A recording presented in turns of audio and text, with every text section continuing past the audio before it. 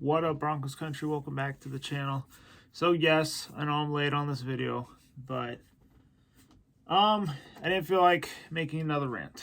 So a couple days later, we're cooled off now.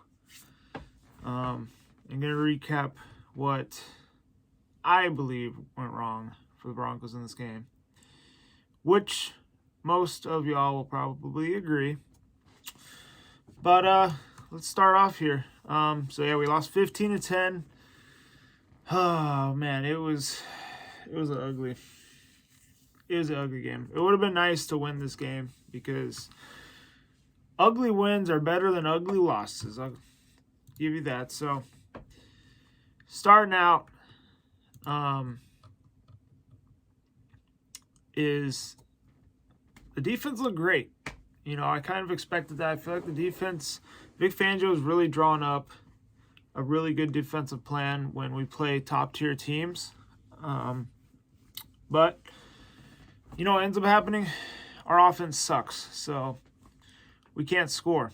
Defense can hold them to less than 20 points and give us a chance, but we just can't put up any points. So, you know, it's so annoying. Pat Shurmur's trash. He's probably the worst offensive coordinator in the NFL. I really hope they get rid of that guy. If they don't get rid of him, then they are freaking blind. But, I mean, obviously we don't have a franchise quarterback, but still. Pat Shurmur doesn't make things any better. Every opening drive this season, the Broncos have punted except 3 times. We played, 15 games? We've punted every single opening drive except for 3 games. We got a field goal in one opening drive and then 2 touchdowns in the other 2 games. That's terrible. We're like, what is that, 3 for 15? No. That's unacceptable, man. What else? Oh, I really hope Teddy Bridgewater's okay. It was something with his neck. He got tackled. I believe he suffered like a concussion or something. I don't know. It was a scary injury. Like he went down and then, you know, everything just stopped. And it's like, oh boy. So really hope he's all right. Drew Lock came in. I think he was the better quarterback in this game. The offense seemed to be moving the ball a little bit better when he came in. But, you know, he played as expected. He came in through a touchdown to Tim Patrick. I mean, that's what we want Teddy Bridgewater to do, is give these receivers a chance, you know. He threw the ball up to Tim Patrick to only where he could grab it. He came down with it for 7, I should say. And, you know, that's kind of what we've been complaining about the last couple weeks is these guys ain't getting a chance. I mean, Jerry Jeudy, he had no catches. He was ineffective.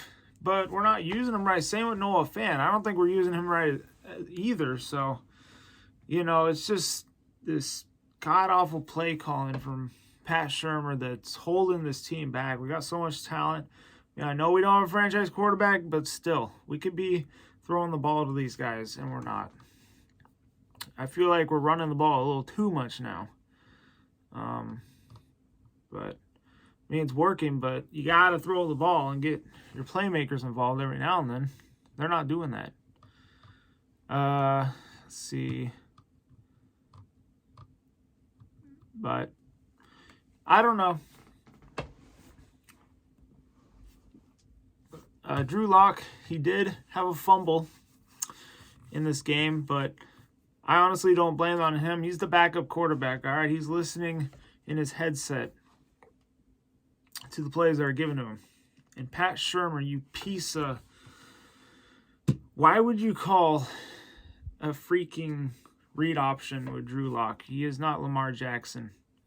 And he tried to juke the dude. No, you get stripped.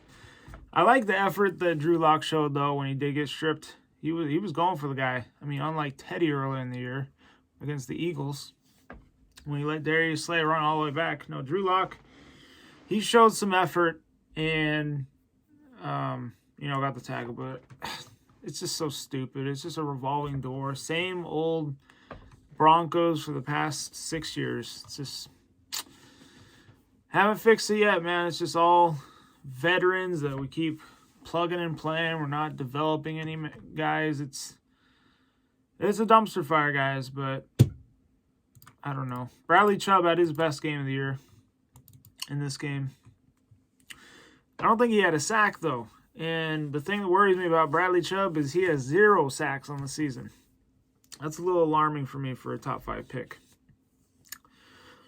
So, he needs to step it up. But yeah, as I was saying earlier, the defense looked great.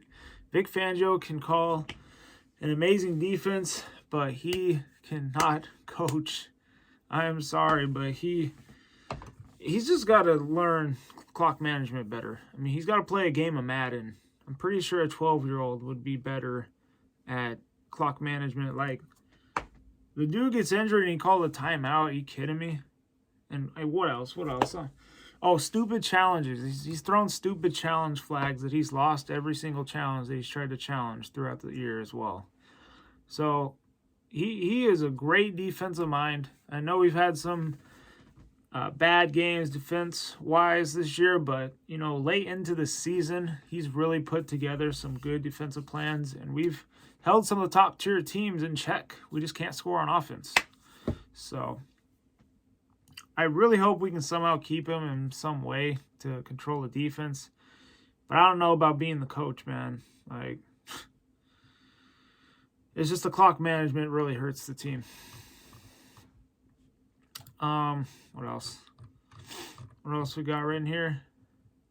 I was reading an article, and there was a Broncos fan saying that Brett Rippon should play and Drew Lock shouldn't play because every time he comes in, you know, the team loses. But honestly, I don't think Brett Rippon's going to be any better than Drew Lock. I feel like Drew Lock probably has the biggest arm on the team to throw up those deep shots. And a thing that I really like that Drew Lock was doing is they were throwing the ball to Courtland Sutton, even though he wasn't doing much and he probably had one of his worst games of the season. He's had a couple.